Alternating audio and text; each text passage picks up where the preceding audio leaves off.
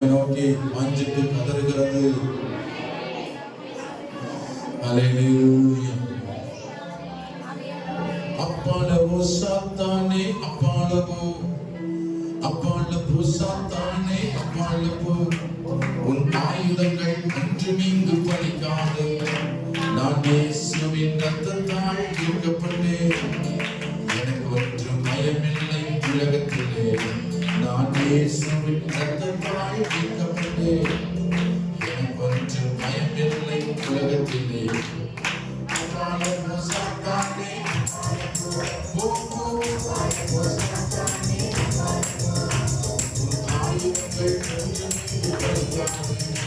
நான் இயேசுவின் இரத்தத்தால் மீட்கப்பட்டேன், எனக்கு ஒன்றும் பயமில்லை உலகத்திலே. நான் இயேசுவின் இரத்தத்தால் மீட்கப்பட்டேன், எனக்கு ஒன்றும் பயமில்லை உலகத்திலே.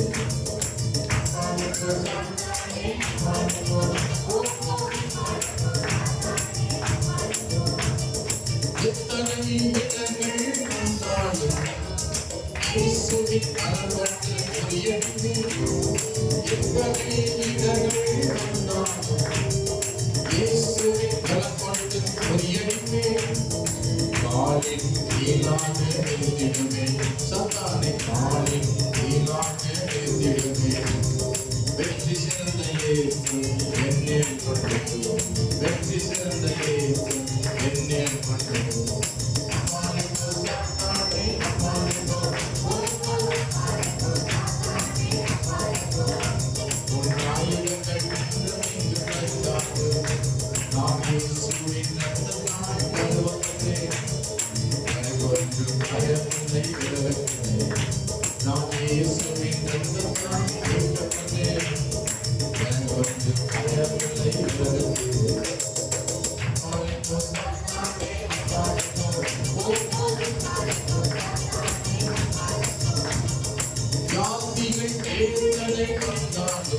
எனக்கு பரவ வைத்தியம் எதுவும் பயமில்லை.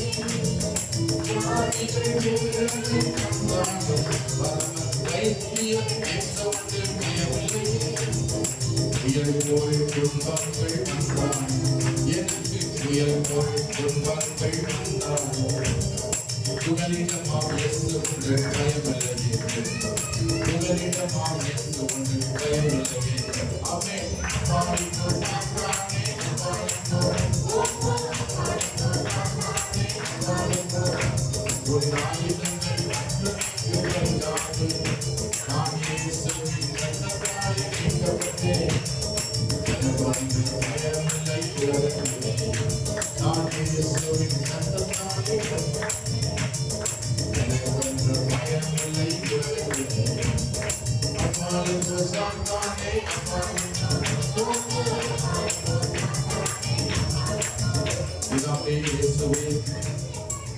யாக்கோபு 4:7 சொன்னேன், தேவனுக்கு கீழ்ப்படிந்திருங்கள், பிசாசுக்கு எதிர்த்து நில்லுங்கள், அப்பொழுது அவன் உங்களை விட்டு ஓடி போவான் என்றார். என் உள்ளத்துல, என் வாயின் வார்த்தையில வல்லம் இருக்கிறது. அப்பாலவோ சாத்தான் சொன்ன போது அதை கேட்டு அவன் ஓடி போகிறான். இயேசுவின் நாமத்தினாலே நீ ஜெயம் கொடுக்கிற தேவன் என்று சுவாசிக்கிறோம். இந்த வார்த்தையை தியானிக்கிற வசிக்கும் இயேசுவின் நாமத்தில் பிதாவே. நாம் எல்லாம் உட்கார்வோம். ஆண்டவருக்கு மகிமை உண்டாவதாக. அல்லேலூயா சொல்லுவோம். அல்லேலூயா. கடந்த வாரத்தில் நாம் வாசித்து தியானித்துக் கொண்டிருக்கிற அதே வேத வசனத்தை மீண்டும் நாம் வாசித்து தியானிக்க போறோம். 2 நாளாகும் 7:14 எடுத்து வாசிப்போம். 2 நாளாகும் 7:14 என் நாமம் தரிக்கப்பட்ட என் ஜனங்கள் தங்களை தாழ்த்தி ஜெபம் பண்ணி என் முகத்தை தேடி தங்கள் பொல்லாத வழியை விட்டு திரும்பினான், அப்பொழுது பரலோகத்தில் இருக்கிற நான் கேட்டு அவர்கள் பாவத்தை மன்னித்து தேசத்துக்கு சேமத்தை கொடுத்தேன். நாம் செழிப்போடு வாழ, நாம் சுகமாய் வாழ, நாம் ஆசீர்வாதமாய் வாழ ஆண்டவர் 2 நாளாகும் 7:14 கடந்த 3 ஞாயிற்றுக்கிழமை மூலம் ஆண்டு நம்மளோட பேசிக் கொண்டிருக்கிறார். நீங்க சுகமாய் வாழணும். எத்தனை விசுவாசிக்கிறீங்க? அல்லேலூயா. சமாதானமாய் வாழணும். நீங்க செழிப்போடு வாழணும். அதற்கு இந்த வசனத்தின்படி கர்த்தர் நம்மை வாழும்படி நமக்கு ஆண்டவர் பேசிக் கொண்டிருக்கிறார். இந்த வசனத்துக்குள்ளே நாம் என்ன செய்யணும்? 2:7-14 மனிதனாகிய நாம் செய்ய வேண்டிய காரியம் என்ன? முதலாவது பார்த்தோம், நாம் நம்மை தாழ்த்தி ஒப்பு கொடுக்கிற ஒரு வாழ்க்கை, ஒரு தாழ்மையுள்ள வாழ்க்கை வாழ வேண்டும். பெருமையுள்ள ஒரு மனுஷனுக்கு எடுத்து நிற்கிறார். 2வது வாரத்திலே கர்த்தர் பேசினார், ஜெபம் பண்ணுங்கள் என்று அவர் பேசினார். ஆமென். அதான் சொன்னாரு. ஃபர்ஸ்ட் என்ன சொன்னார்? தாழ்மை. 2வது ஜெபம் பண்ணி. அப்புறம் 3வது போன ஞாயிற்றுக்கிழமை கர்த்தர் பேசினார், என் முகத்தை தேடி என்று சொன்னார். இன்றைக்கு 4வது இந்த வசனத்துடன் முடிகிறது. இந்த வாரத்தோட இந்த வார்த்தை நிறைவேறுகிறது.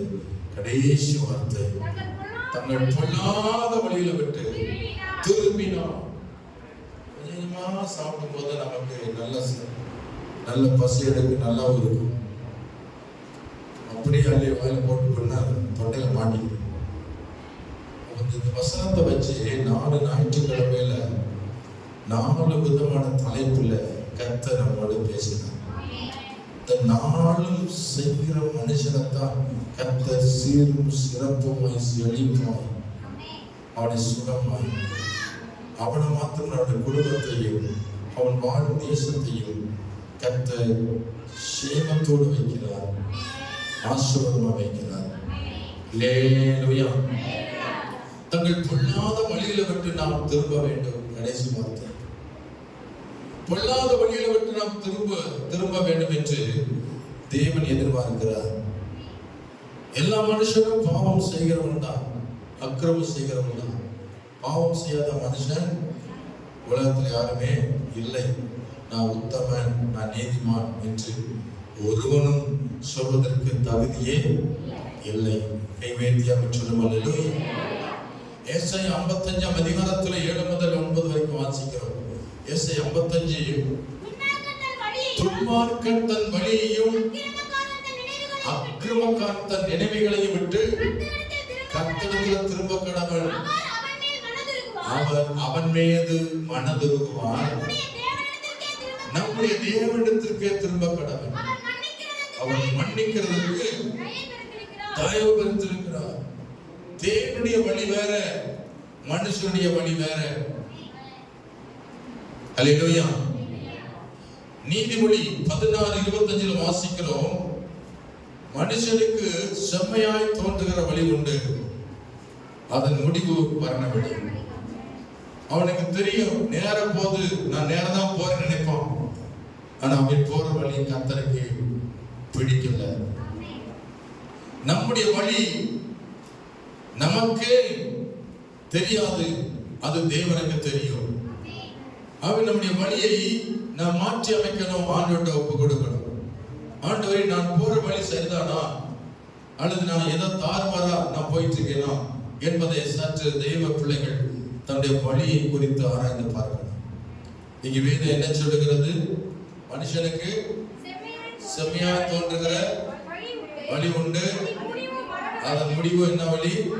மரண வழி போட்டிருக்கு. நாம் தாறுமாறா ஓடி கடைசியில மரணத்தை அடையக்கூடாது. அநேக இந்த பூமியில இல்ல, இறந்து போயிட்டாங்க. அவங்க இறக்கிறதுக்கு முன்னாடி எதுக்காக அவங்க இறந்தார்கள்? அவர்களுடைய வழி தாறுமாறான வழி. ஊக்கமாக போனவர்கள் அநேக அக்கிரமத்தை சுமந்து கொண்டு, பாவத்தை சுமந்து கொண்டு மரித்திருக்கிறார்கள். கர்த்தர் அவளை பூமியில வைக்கவில்லை, கர்த்தர் அவளை அழித்து விட்டார். இன்னைக்கு உயிரோடு இருக்கிற உங்களுக்கு ஆண்டவர் தேவன் எச்சரிக்கிறார், பொல்லாத வழியை விட்டு மனம் திரும்பு என்று தேவன் உங்களுக்கு குறித்து சொல்லுகிறார். பொல்லாத வழியிலே நடக்காதே, தேவனுக்கு பிரியமில்லாத வழியில் நடந்து அக்கிரமத்தை சுமக்காதே, பாவங்களை சுமந்து கொண்டு வாழாதே.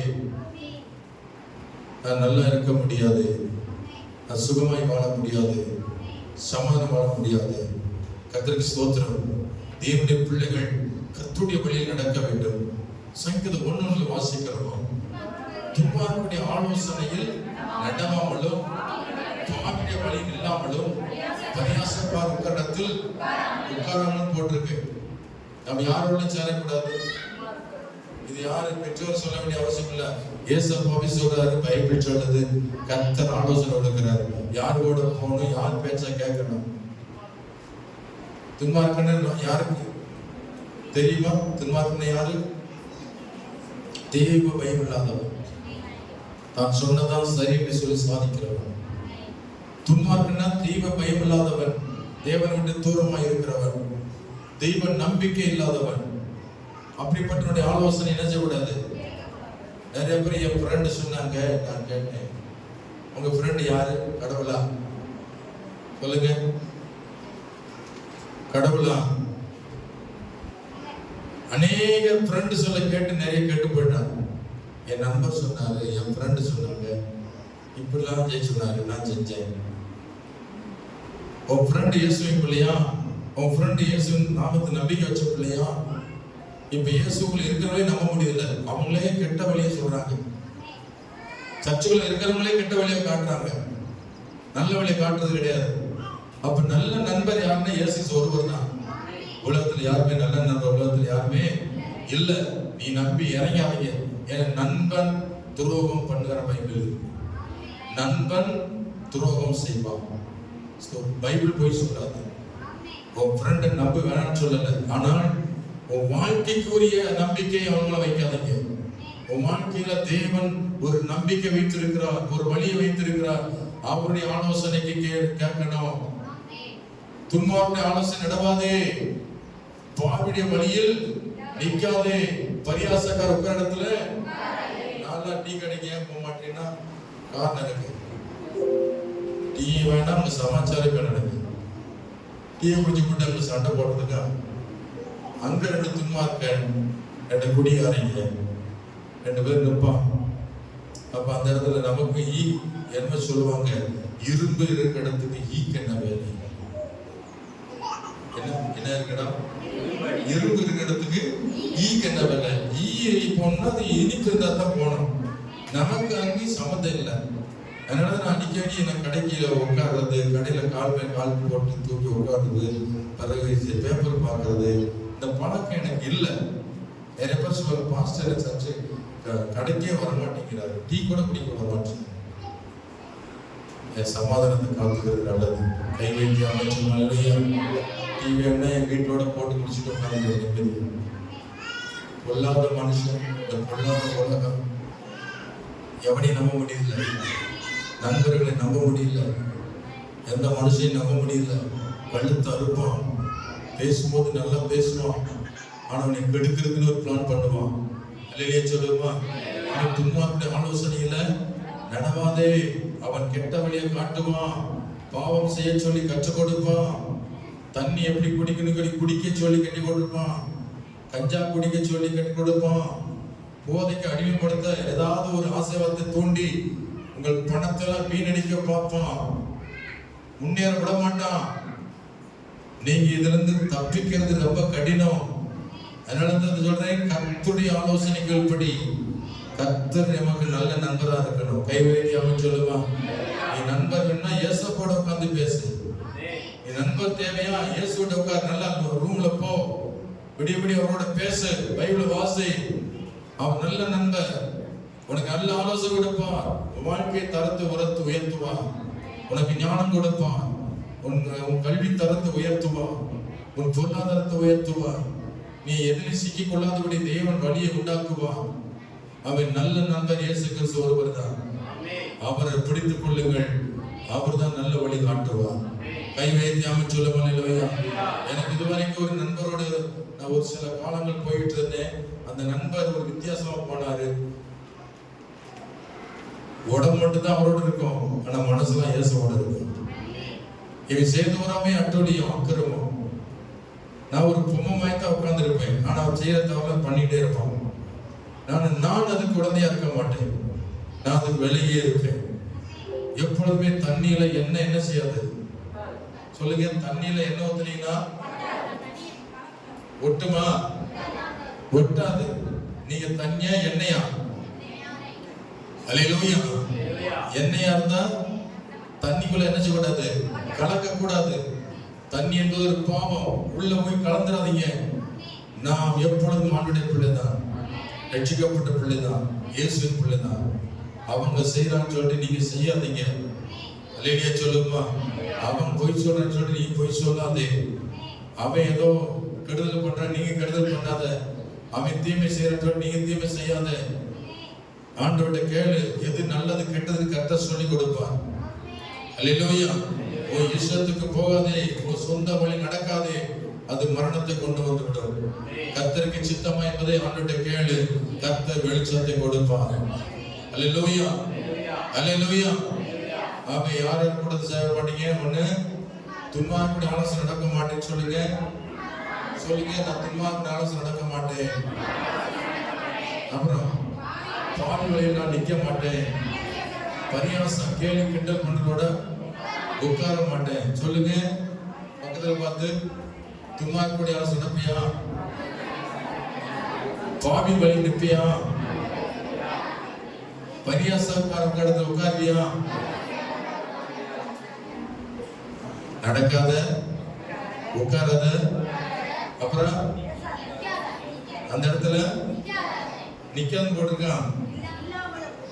நில்லாம நிக்காத. ஓடவும் கூடாது, நடக்கவும் கூடாது, நிக்கவும் கூடாது, உட்காரவும் கூடாது.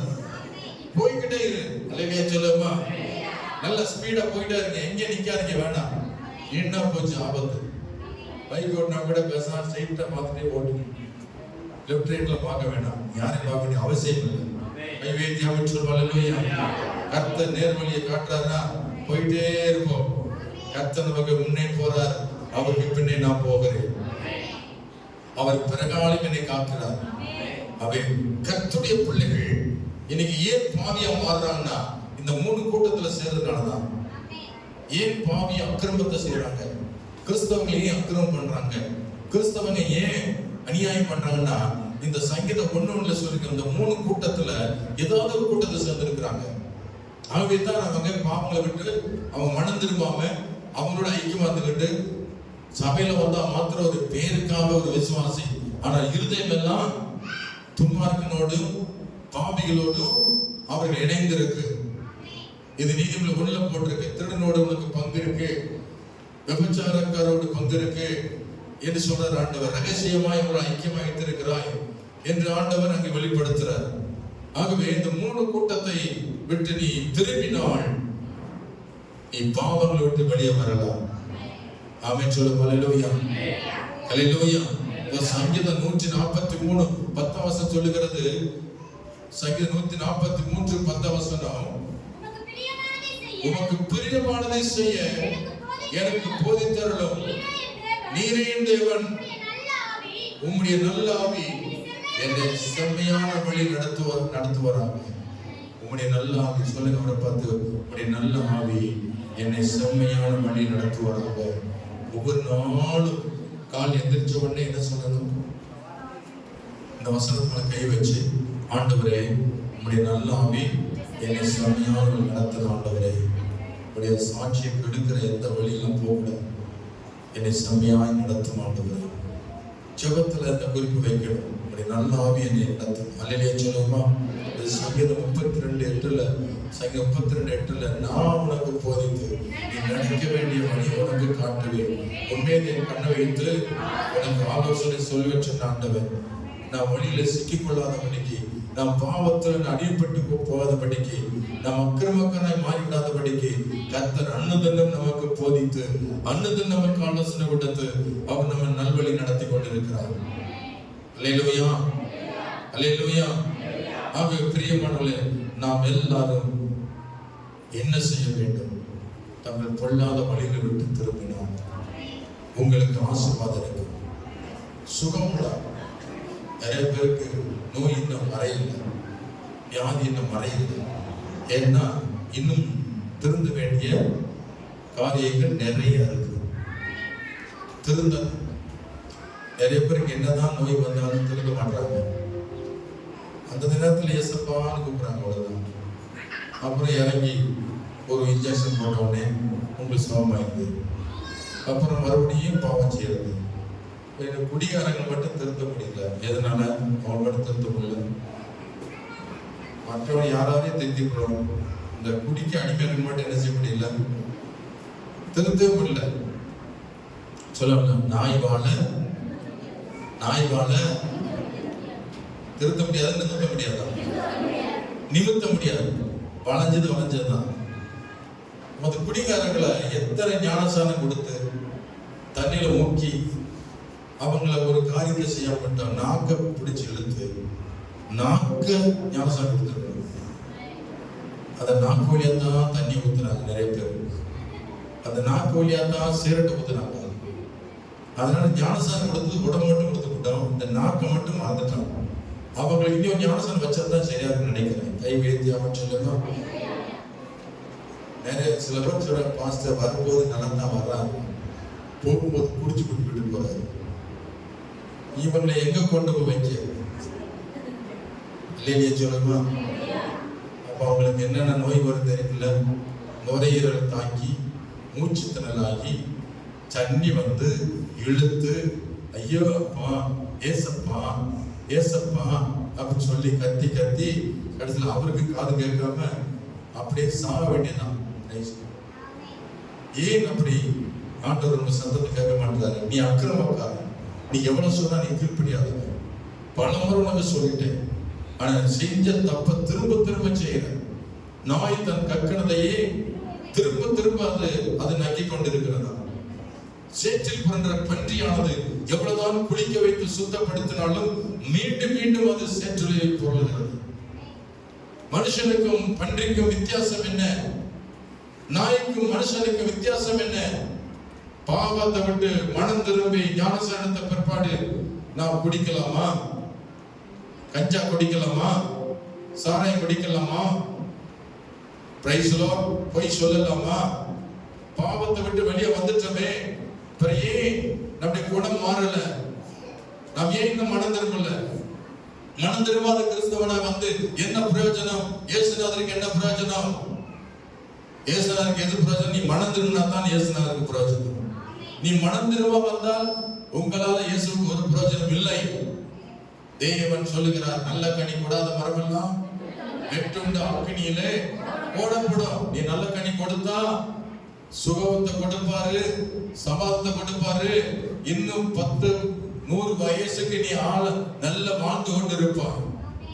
ஆனா நீ பணம் திரும்பாம என்னதான் சொன்னாலும் கீழ்ப்படியாம இருந்தால் ஆயுசு நாளை குறுக்கி 10 வருஷம் வாழ வேண்டியத 2 வருஷத்துல வாழ்க்கை முடிச்சு விடுவார். சங்கீதம் 7 வாசிக்கிறோம். சங்கீதம் 7 ஸ்தோத்திரம். சங்கீதம் 7:11 முதல் தேவன் நீதியுள்ள நியாயாதிபதி, அவர் நாள்தோறும் பாவியின் மேல் யார் மேல சினம் பண்றாரு? ஆண்டவர் பாவிகள் மேல நாள்தோறும் கோபமா இருக்காராம். அவன் மனம் திரும்பாவிட்டால் அவர் தம்முடைய பட்டயத்தை கருக்காக்குவார். அவர் தம்முடைய வில்லை நாணேற்றி அதை ஆயத்தப்படுத்தி இருக்கிறார். அவனுக்கு மரண ஆயுதங்களை ஆயத்தம் பண்ணினான். தன்னுடைய அம்புகளை அக்கினி அம்புகளாக்கினான். இதோ அவன் அக்கிரமத்தை பெற கற்ப வேதனைப்படுகிறான். தீவனையை கற்பம் தரித்து பொய்யை பெறுகிறான். குடியை வெட்டி அதை ஆழமாக்கினான். தான் வெட்டின குழியிலே தானே விழுந்தான். அவன் தீவனை அவன் சிரசின் மேல் திரும்பும். அவன் கொடுமை அவன் உச்சந்தலை மேல் இறங்கும். போதும். இப்போ கர்த்தர் என்ன சொல்றாரு பாருங்களேன், இந்த பாவின் மேல பாவி நேசிக்கிறார் ஒரு பக்கம், ஆனா பாவின் மேல சினம் கொள்ளுகிற தேவன். அவன் நீதியிலே நியாயாதிபதி, அன்புள்ளவர் தான். அதே போல அவர் நீதிபதியா இருக்கிறார். அல்லேலூயா. நீதி செய்தால்தான் அவர் நீதிபரர் என்ற பெயர் வரும். பிசாசு குற்றப்படுத்துவான், இந்த பிள்ளை தப்பு பண்ணுகிறது, நீ கண்டுகொள்ளாமல் இருக்கிறாயே என்று சாத்தான் போய் ஆண்டவர்கிட்ட போய் கேள்வி கேட்பான். அப்ப ஆண்டவர் அவனுக்கு முன்பாக அவர் நீதிபரர் தான். என்பதை நிரூபிக்க செய்த பாவங்களுக்கு ஆண்டவர் சில அடிகளை அனுமதிக்கிறார்.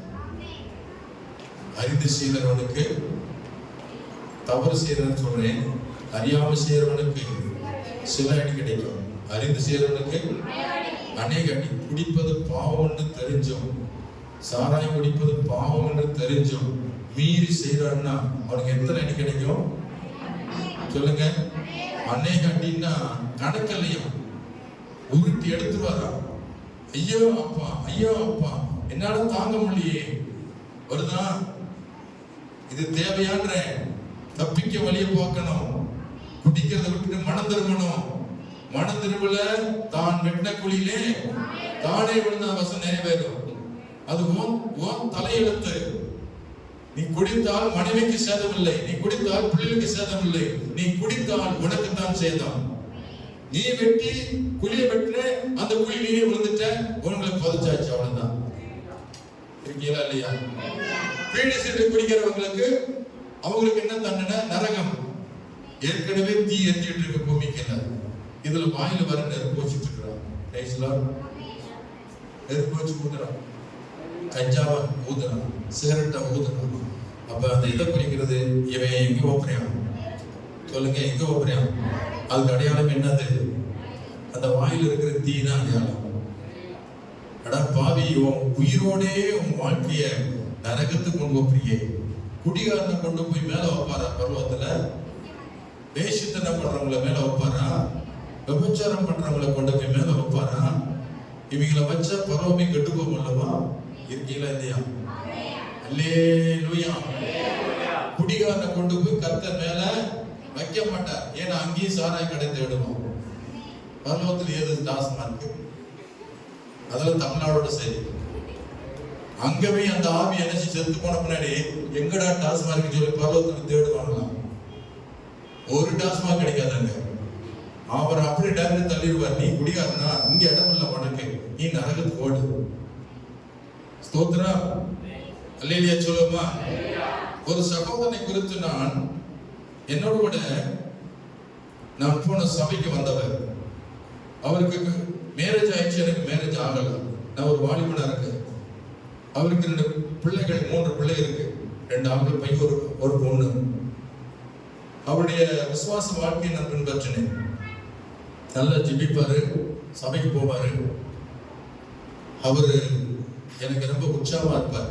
அவர் பார்த்தாலே சபையில சந்தோஷம் இருக்கு, பரவாயில்லையே, குடும்பம் வந்திருக்காங்க, மகிழ்ச்சியா இருக்கு. ஆனால் அவர் வாழ்க்கையில் வந்த சோதனை என்னவென்றால், அவர் மனைவிக்கு விரோதமாய் துரோகம் செய்தார்.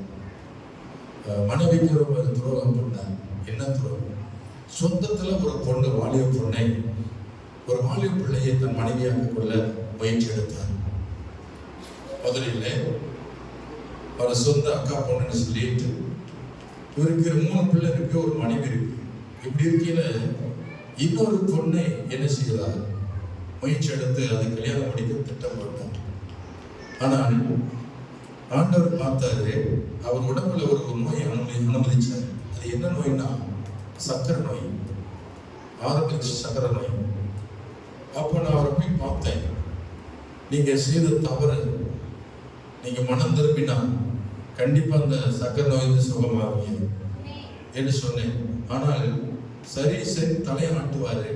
ஆனா அவருடைய குணமெல்லாம் எங்கதான் இருக்குன்னா, மதுரை அடிக்கடி மனைவி விட்டுட்டு எங்க போவாருன்னா, அடிக்கடி கள்ள காதலியோட தொடர்பு வச்சிருந்தார்.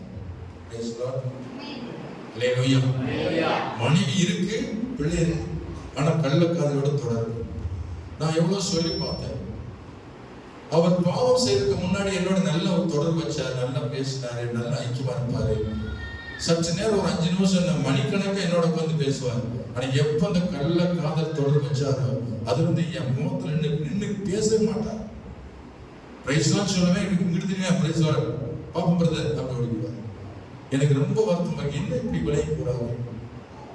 ஒரு முறை ரொம்ப சீரியஸ் ஆகி ஆஸ்டம்பட்டி கப்படூர்ல ஹாஸ்பிட்டல போட்டிருந்தாங்க. அப்போ நான் அவரை சந்திக்க போயிருந்தேன். அப்பொழுது நான் சொன்னேன், இந்த நோய் என்ன நோய்னு கேட்டேன். அவர் சொன்னாரு, மஞ்சள் காமாலை வந்திருக்கு. முதல்ல சுகர், இப்ப என்ன நோய்? மஞ்சள் காமாலை. ரொம்ப உடம்பெல்லாம் மஞ்சள் ஆயிடுச்சு, எலும்பு தோலுமாயி படுத்து கிடக்காரு. நான் சொன்னேன், இனிமையாவது மனம் திரும்புவீங்களா? சுகமானால் சபையில வந்து சாட்சி சொல்லணும். நீங்கள் செஞ்ச தவறை விட்டு விலகுங்க. நீங்க செய்யறது தவறு, அக்கிரமம். உங்களுக்கு மனைவி பிள்ளை இருக்கும்போது இதை நீங்க செய்வது சரிதானா என்று சொன்னேன். இனி நான் செய்ய மாட்டேன், நான் சரியாவேன்னு சொன்னேன். ஆனா சுகம் ஆண்டவர் கொடுத்தாரு. சுகம் பெற்றுக்கொண்டு மீண்டும் அதே சொன்ன நாய் வாழ ஆமா, மறுபடியும் செஞ்ச தப்ப மீண்டும் செய்ய ஆரம்பித்தார்.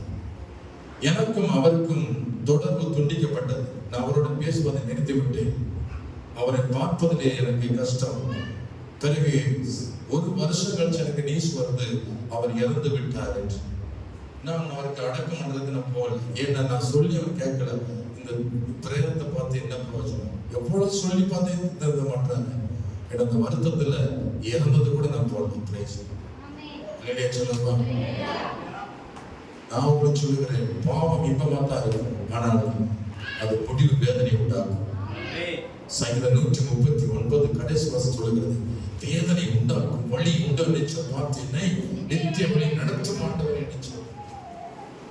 எந்த பாவத்தையும் நீங்கள் செய்வதற்கு முன்பு அது உங்களை தேடி வராது. நீங்க தான் அதை தேடி போறீங்க. பாவம் உன்னை தேடி வராது, நீங்க தான் அதை தேடி போறீங்க. நாம் வேணும்னா எடுத்துக்கலாம், வேணும்னா விட்டு விளைகிறோம். பாவத்தை நாம் நேசிக்கிறோம். கர்த்தரை நேசிப்பதை விட்டு பாவத்தை நேசிக்கிறோம். அந்த பாவத்தை செய்ய நம்முடைய வாழ்க்கையை ஒப்புக் கொடுக்கிறோம். இதனால் பின்னாடி என்ன விளைவு என்பதை மறந்துவிட்டு இன்னைக்கு அநேகர் மனம் திரும்பாமல் இருதயத்தை கடினப்படுத்திக் கொண்டிருக்கிறார்கள். கர்த்தர் கணக்கு கேட்பார். நீதிமொழி 29:1 வாசிக்கிறோம், அடிக்கடி கடிந்து கொள்ளப்பட்டும் தன் பிடரியை கடினப்படுத்துகிறவன் சடுதியில் சகாயமின்றி நாசம் அடைவான். இந்த பாவத்தை செஞ்சவங்களை ஆண்டவர் ஸ்தோத்திரம் சும்மா விடுவதில்லை. பாவி மேல் சினம் கொள்ளுகிற தேவன். பல முறை ஆலோசனை கொடுத்து அவர் கேட்கவில்லை, பல முறை பிரசங்கம் கேட்டும் அவர்கள் கீழ்ப்படியவில்லை. இருதயத்தை கடினப்படுத்திக் கொண்டிருக்கிறார்களே, இந்த ஆத்துமாவுக்காக நான் என்ன செய்வேன் என்று தேவன் அங்கலாய்க்கிறார். மனம் திரும்பாவிட்டால் தேவன் தம்முடைய பட்டயத்தை கருக்காக்குவார். நான் நரகத்துக்கு போறதுக்கு முன்னாடி, நான் வேதனை அடைவதற்கு முன்னாடி, நான் வியாதி படுக்கையில் கிடக்கிறதுக்கு முன்னாடி நான் மனம் திரும்ப வேண்டும்.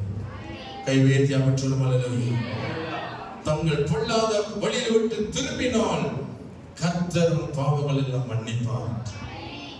நீதிமொழி 28:13 வாசிக்கிறோம், தன் பாவங்களை மறைக்கிறவன் வாழ்வடைய மாட்டான், அவைகளை அறிக்கை செய்து விட்டு விடுகிறவனோ இறக்க பெறுவான். யாருக்குமே தெரியாது நினைச்சு பாவம் செய்யறோம், ஆனா ஆண்டவர் பார்த்து கொண்டிருக்கிறார். கர்த்தருடைய கண்கள் எங்கும் சுற்றி கொண்டிருக்கிறது. ஒவ்வொரு மனுஷனையும் ஆராய்ந்து கொண்டிருக்கிறார், ஒவ்வொரு இதயத்தையும் ஆராய்ந்து கொண்டிருக்கிறார். அவருக்கு மறைவானது ஒன்றுமே இல்லை. எந்த மனுஷனும் தப்பிக்க முடியாது. ஒரு பக்தன் பாட்டில் இருக்கிறார், ரெக்கை கட்டி பறந்தாலும் அப்புறம் ராக்கெட்ல பறந்து போனாலும் சரி, ரெக்கை கட்டி வானத்துல பறந்தாலும் சரி, ஆனா அங்கேயும் அவர் உன்னை கண்ணோக்கி பார்க்கிறார். எங்க போனாலும் அவருக்கு தப்பிக்கவே முடியாது. ஆகவே நாம் உண்மையாய் மனம் திரும்புவோம். மனம் திரும்பின வாழ்க்கை வாழ்ந்தோம். கடினமான பிடிவாதமான வாழ்க்கை வேண்டாம். போதும், இதுவரைக்கும் பிடிவாதம் பண்ணது, இதுவரைக்கும் இருதயத்தை கண்ணிப்படுத்துறது போதும். ஈயாத மனம் திரும்பி கொள்ளாத வழியோட்டு திரும்பி நல்வழியில் நடவுங்கள். கர்த்தர் உங்களுக்கு இறங்குவார். ஒரு விக்கிரங்களை விட்டு மனம் திரும்புங்கள், ஒரு வேஷத்தனத்தை விட்டு மனம் திரும்புங்கள். கர்த்தருக்கு ஸ்தோத்திரம். நீதிமொழி 1:23 வாசிக்கிறோம். நீதிமொழி 1:23 என் கடிந்து கொள்ளுதலுக்கு திரும்புங்கள், இதோ என் ஆவி உங்களுக்கு அருள்வேன், என் வார்த்தையை உங்களுக்கு தெரிவிப்பேன் என்று சொல்லுகிறார். சங்கீதம் 19:12 வாசிக்கிறோம். தன் பிள்ளைகளை உணர்கிறவன் யார்? தன் பிள்ளைகளை உணர்கிறவன் யார்? மறைவான குற்றங்களுக்கு அடியேனை நீங்களாக்கும், துணிகரமான பாவங்களுக்கும் அது அடியேனை விலக்கிக்காரு, அவைகளை ஆண்டுகளை என்னை ஒட்டாதிரும், அப்பொழுது நான் உத்தமனாகி பெரும் பாதகத்துக்கு நீங்களா இருப்பேன் என்று சொல்லப்படுது. துணிகரமான பாவம் என்ன நினைக்கிறீங்க? துணிகரமான பாவங்களுக்கு என்ன விலைக்கு காரணமாட்டது? துணிகரமான பாவம் என்ன? ஒரு கர்த்தருடைய பயம் இருக்காது, ஒரு மனிதனுடைய பயம் இருக்காது. வீட்டுக்குள்ள ஒளிஞ்சு பீடி குடிச்சவன், யாரும் தெரியாம பீடி குடிச்சான், பிறகு கொஞ்சம் மெதுவா வெளியே அந்த பீடியை வெளியே கொண்டு வந்து குடிச்சான், அப்பா அம்மா தெரிஞ்சு, பிறகு வீதியில் நின்று குடிச்சான், பிறகு கடையில் நின்று ஜாலியா குடிக்கிறான். யாரும் அவனுக்கு கேட்க நாதி இல்லை. இன்னைக்குள்ள வாணிபர்கள் அதானே, முதல்ல ஒளிஞ்சு மறைஞ்சு குடிச்சவன் இன்னைக்கு பப்ளிக்கா வந்துட்டான். நான் ஒரு சண்டியரு சொல்லிட்டு என்ன செய்யறான், வாயில சேரட்ட ஊதி ஜாலியா நிக்கிறான். அதுக்கு காரணம் என்ன? துணிகரம். தெய்வ பயம் இல்லை, மனிதனுடைய பயம் இல்லை. கர்த்தர் பார்க்கிறாரே, இது எவ்வளவு பெரிய தவறு என்பது உணரவில்லை. வேசித்தனம் பண்ணுகிறவர்கள் மனம் திரும்புங்கள், விபச்சாரம் செய்கிற மனம் திரும்பணும், விக்கிர ஆராதனை செய்கிற மனம் திரும்பணும். கர்த்தருக்கு ஸ்தோத்திரம். அல்லேலூயா, அல்லேலூயா. பொய் சொல்கிறவர்கள் மனம் திரும்பணும், பண ஆசை உள்ளவர்கள் மனம் திரும்பணும், கெட்ட வார்த்தை பேசுகிற மனம் திரும்பணும், பிடிவாத குணமா இருக்கிறவங்க மனம் திரும்பணும், கட்டின இருதயம் உள்ளவர்கள் மனம் திரும்பணும், கர்த்தருக்கு கீழ்ப்படியாம இருக்கிறவங்க மனம் திரும்பணும். அல்லேலூயா. எபேசியர் 4:17 முதல் வாசித்து முடிக்க போறேன். எபேசியர் 4:17 முதல் 32 வசனம் வரை. ஆயர் கர்த்தருக்குள் உங்களுக்கு சாட்சியா சொல்வது எச்சரிக்கிறது என்னவென்றால், மற்ற புறஜாதிகள் தங்கள் வீணான சிந்தையில் நடக்கிறது போல நீங்கள் நடவாமலும் இருங்கள்.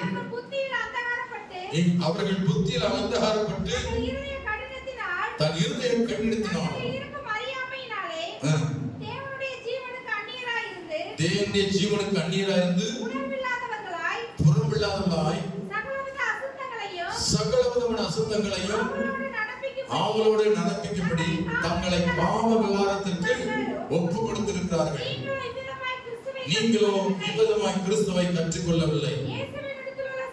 இயேசுவிலுள்ள சத்தியத்தின்படியே நீங்கள் அவரிடத்தில் கேட்டறிந்து அவரால் போதிக்கப்பட்டீர்களே, அந்தபடி. இங்க பாருங்க, முந்தின மனுஷன் ஞானசானத்துக்கு முன்னாடி இருந்தவன் இல்லையா? ஞானசானம் பெறதுக்கு முன்னாடி என்ன மனுஷன்? முந்தின மனுஷன். ஞானசானம் இருக்கு முன்னாடி முந்தின மனுஷன். அந்தபடி முந்தின நடக்கக்கூடிய மோசம் போக்கும் இச்சைகளாலே கெட்டு போகிற பழைய மனுஷனை கலந்து போட்டு உங்கள் உள்ளத்துல புதிதான ஆளுநர்களாகி மெய்யான நீதி, சொல்லுங்க மெய்யான நீதியிலோ, சொல்லுங்க அடிக்கடிங்க, மெய்யான நீதியிலோ பரிசுத்தத்திலோ தேவனுடைய சாயலாக சிருஷ்டிக்கப்பட்ட புதிய மனுஷனை தரித்துக் கொள்ளுங்கள். அல்லேலூயா. அன்றியும் நாம் ஒருவருக்கொருவர் அவயங்களா இருக்கிறபடியால் பொய்யை களைந்து அவனவன் பிறனுடைய மெய்யை பேச கடவுள். நீங்கள் கோபம் கொண்டாலும் பாவம் செய்யாதிருங்கள். சூரியன் அஸ்தமிக்கிறதுக்கு முன்னாக உங்கள் எரிச்சல் தனிய கிடவது. பிசாசுக்கு இடம் கொடாமல் இருங்கள். திருடுகிறவன் இனி திருடாமல் உரைச்சொல்லவனுக்கு கொடுக்கத்தக்கதாக தனக்குள்ளாய் இருக்கும்படி தன் கையினால் நலமான வேலை செய்து பிரயாசப்பட கடவுள். கெட்ட வார்த்தை ஒன்றும் உங்கள் வாயிலிருந்து புறப்பட வேண்டாம். பக்தி விருத்திக்கு எதுவான நல்ல வார்த்தை உண்டானால் அதையே கேட்கிறவர்களுக்கு பிரயோஜனம் உண்டாகும்படி பேசுங்கள். அன்றி நீங்கள் மீட்கவும் நாளுக்கென்று முத்திரையாக பெற்று தேவனுடைய பரிசுத்தாவியை துக்கப்படுத்தாதிருங்கள்.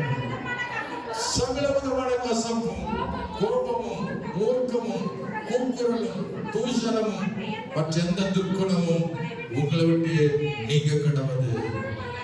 ஒருவருக்கொருவர் தயவாயும் மனவருக்குமாய் மறந்து கிறிஸ்துவுக்குள் தேவன் உங்களுக்கு மன்னித்தது போல நீங்களும் ஒருவருக்கொருவர் மன்னியுங்கள்.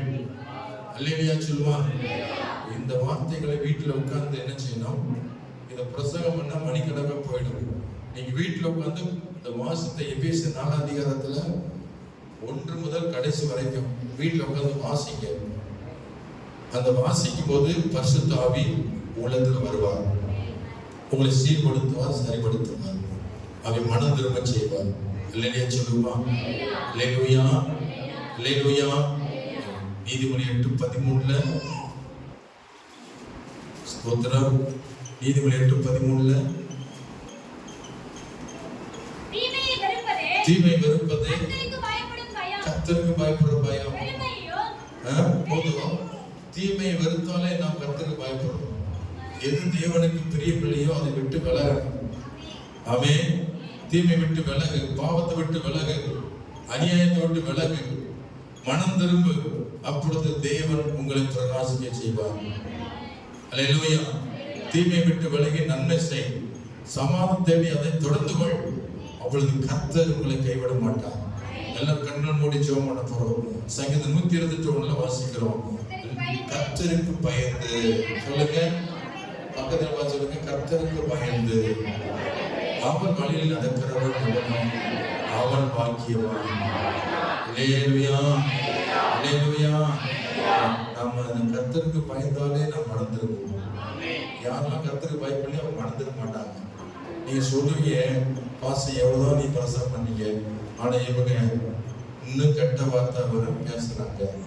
நீங்க எவ்வளவோ பிரசவம் பாக்குறீங்க, நீ குடிக்கிறவன் இன்னும் குடிச்சுதான் இருக்கிறான். நீ எவ்வளவுதான் கத்தி கத்தி கத்தி பிரசவம் பண்ண என்ன பிரயோஜனம்? அவங்க செஞ்ச தப்ப செஞ்சுட்டே இருக்காங்களே. அப்ப இவங்களை என்ன செய்யலாம் அப்படின்னு கேட்டா சொல்லுங்க, கர்த்தருக்கு பயப்படாமல் போறவங்க கண்டிப்பா அவங்க பனிஷ்மெண்ட் அனுமதிப்பாங்க. தண்டனையை அவர்கள் பெற்றுக்கொள்வார்கள். எந்த மாற்றம் இல்லை. அவனுடைய கிரியில் தக்கபடி அவனுக்கு பலன் கர்த்தர் சொல்ற. அவர் சொல்லிட்டாரு, நீ செஞ்சா தவறு என்பதை சொல்லியாச்சு. தவறுன்னு தெரிஞ்சுக்கிட்டே நீ தப்பு பண்ண கர்த்தர் அடியோ அடிப்பார். அதை முன்னா தாங்கவே முடியாது. அப்ப என் பாஸ் எனக்கா ஜாமன்னா போன்ல இல்லையா எஸ்எப்பா சுகமாக்குன்னு சொன்னாலும் என் ஜெபத்தை அவன் கேட்க மாட்டார். இவனுக்காக ஜெபம் பண்ண வேண்டான்னுவார். இவன் எத்தனை வருஷம் கீழ்படி மாட்டேன்ட்டான், இவன் ஜெபத்தை நான் கேட்க மாட்டேன்னு சொல்லுவார். அப்ப நீ பரிதவிக்கப்பட்டு கிடக்க, நீ யாரும் எனக்கு தெரியாது சொல்லி விடுவார். இன்னைக்கு சொல்றேன், மனம் திரும்புங்கள். எது கர்த்தரை துக்கப்படுத்துற காரியம் செய்யறியோ அதை விட்டு நீ வெளியே வா. அப்பொழுது கர்த்தர் உன் வாழ்க்கையை ஆசீர்வதிப்பார். நீ சுகமாய் வாழ்வாய், சமாதானமாய் இருப்பாய், பாதுகாப்பாய் இருப்பாய், செழிப்பாய் இருப்பாய். அவரை வெட்கப்படுத்தாதே, அவரை துக்கப்படுத்தாதே, ஆண்டவரை வேதனைப்படுத்தாதே. அப்படி வேதனைப்படுத்தினால் உனக்கு வேதனை வரும். நீ பாவம் செய்து கர்த்தரை துக்கப்படுத்தினால் உன் வாழ்க்கை துக்கமாய் முடியும். அவர் சந்தோஷமா இருந்தா நீ சந்தோஷமாய் இருப்பாய். அல்லேலூயா, அல்லேலூயா. ஆக உன் கிரியினாலே கர்த்தரை வெட்கப்படுத்தாதே, துக்கப்படுத்தாதே. ஆண்டவரே, நான் செய்த பாவத்தை நான் மன்னியும் ஆண்டவரே. இப்போ ஒப்பு கொடுப்பீங்க பழங்க போட்டு என்ன பாவம்னு தெரியாது, ஆனா உங்களுக்கு மனசு தெரியும். ஆண்டவர், இதுவரைக்கும் நான் தொடர்ந்து செய்து வந்த பாவங்களை தங்கள் பொல்லாத வழியில் விட்டு திரும்பினான் என்ற வார்த்தைக்கு நான் கீழ்படுகிறேன். எத்தனை பேர் சொல்ல முடியும்? உண்மையான வார்த்தை. நீ உண்மையான அவனுடைய பிள்ளையா இருந்தா இன்னைக்கு ஒப்பு கொடுக்கணும். கர்த்தர் கடைசி நேரமா இருக்கலாம்.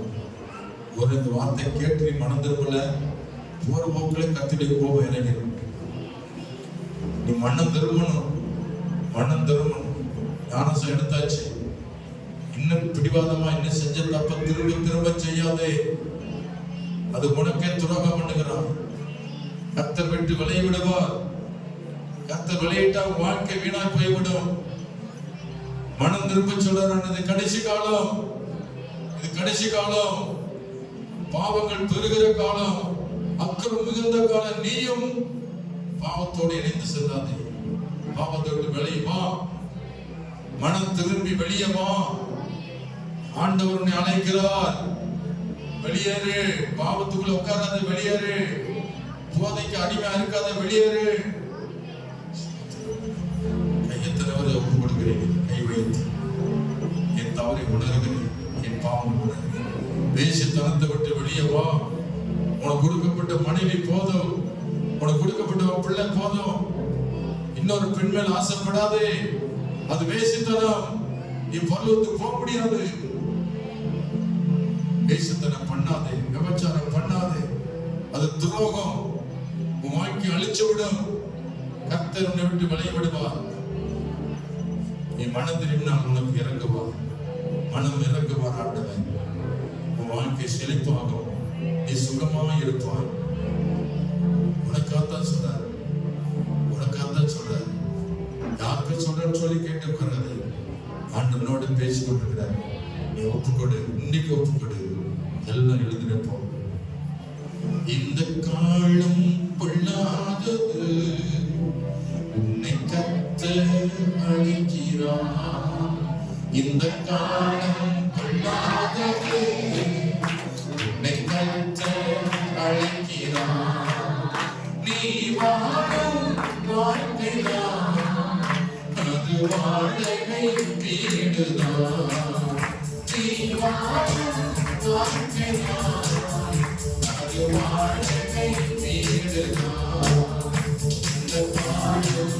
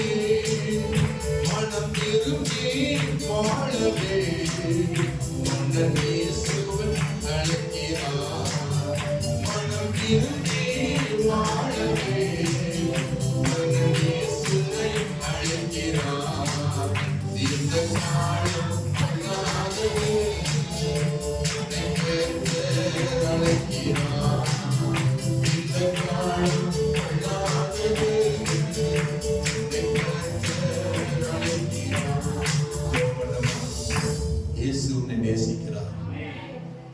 நீ நரகத்துக்கு போவதற்கு தேவன் திருத்தம் அல்ல. எப்படியாவது பரலோகத்துக்கு வரலாம். இந்த பூமியில் இருக்கிற அக்கிரமங்கள் பாவங்களிலிருந்து நீ விடுவிக்கப்படலாம். அதான் உன்னை நேசிக்கிறார். நீ மனம் திரும்பினால் பாவங்கள் உன்னை விட்டு விலகும், சாபங்கள் விலகும். நீ பாவத்துக்கு அடிமையா இருக்கக்கூடாது என்று தேவன் சொல்லி உன் பொல்லாத வழியில் விட்டு திரும்பினான், உன் பொல்லாத வழியில் விட்டு திரும்பினான், உனக்கு நான் சேமத்தை கொடுப்பேன், உன் பாவங்கள் எல்லாம் மன்னிப்பேன் என்று இயேசு சொல்லுகிறாரு. அந்த வார்த்தை நீ தகுதியா இருக்கிறாயா? நீ தகுதியா இருக்கிறாயா? இயேசு பாவத்தை மன்னிக்கணும், பாவத்தை விட்டு விலகணும். விட்டு விடு, விட்டு விடு. அப்பொழுது கர்த்தர் மன்னிப்பார். ஆண்டவனோட பேசுகிறார். விட்டு விடு, திரும்ப திரும்ப அதை செய்யாது. விட்டு விடு, அது நல்லதல்ல. ஆசீர்வாதத்தை கெடுக்கும், சமாதானத்தை கெடுக்கும், உன் குடும்பத்தை கெடுக்கும், உன் பிள்ளையை கெடுக்கும். உன் வாழ்க்கையில நிம்மதியா வாழ முடியாது. கர்த்தர் விட்டு விலகி விடுவார். அதை மனம் திரும்பு, கர்த்தனோடு இருப்பார், பாவங்களை மன்னிப்பார், நோய்கள் எல்லாம் குணமாக்குவார், உன் ஆத்மாவை பரலோகத்துக்கு எடுத்து செல்வார். உன் வாழ்க்கையை பரிசுத்தமாய் ஒப்புக் கொடுங்கள். இயேசு சீக்கிரம் வருகிறார். அன்பின் பரலோகத்தின் பிதாவே, இந்த காலை வேளைக்காக ஜெபிக்கிறோம், எங்களை தாழ்த்துகிறோம். இன்றைய வார்த்தை கேட்க வந்த ஒவ்வொருவரையும் ஆசீர்வதியும் கர்த்தாவே. இந்த சபைக்கு வந்திருக்கிற சிறு குழந்தை, சிறுவர்கள், வாலிபர்கள், முதியவர்கள், ஆண்டவர் குடும்பமாய் வந்திருக்கிறவர்கள் எல்லாரையும், பெண்கள், ஆண்கள் எல்லார் மேலும் உடைய ஆசீர்வாதம் இருப்பதாக, உடைய சமாதானம் இருப்பதாக. இருந்துட்டு புறப்படும் போது அவர்கள் சமாதானத்தோடு சொல்லட்டும், பாதுகாப்போடு சொல்லட்டும், தேவனை சந்திக்கப்படட்டும். அற்புதத்தை தேவன் அற்புதங்களை செய்யப்படும். உன் விசுவாசம் உன்னை ரட்சித்தது. நீ சமாதானத்தோடு போய் உன் வேதனை நீங்கி நீ சுகமாயிரு என்று சொல்லி வசனத்தின்படி இந்த பள்ளியில் ஆசீர்வதி. இயேசு கிறிஸ்துவின் நாமத்தில் ஜெபிக்கிறோம் நல்ல பிதாவே. ஆமென், ஆமென். ஆத்துமாவே கர்த்தரை ஸ்தோத்திரி, என் பரிசுத்த நாமத்தை ஸ்தோத்திரி. என் ஆத்துமாவே கர்த்தரை ஸ்தோத்திரி. கர்த்தர் செய்த சகல வல்லமையை. ஆமென். நம்முடைய கர்த்தராகிய இயேசு கிறிஸ்துவின் கிருபையும் பிதாவாகிய தேவனின் அன்பும் பரிசுத்த ஆவியானவருடைய ஐக்கியமும் சந்தோஷமும் சமாதானமும் நம் அனைவரோடும் கர்த்தருடைய வருகை மற்றும் சதா காலம் இருப்பதாக. ஆமென். அல்லேலூயா, அல்லேலூயா, அல்லேலூயா. God bless you. கர்த்தரை ஆசீர்வதிப்பாராக.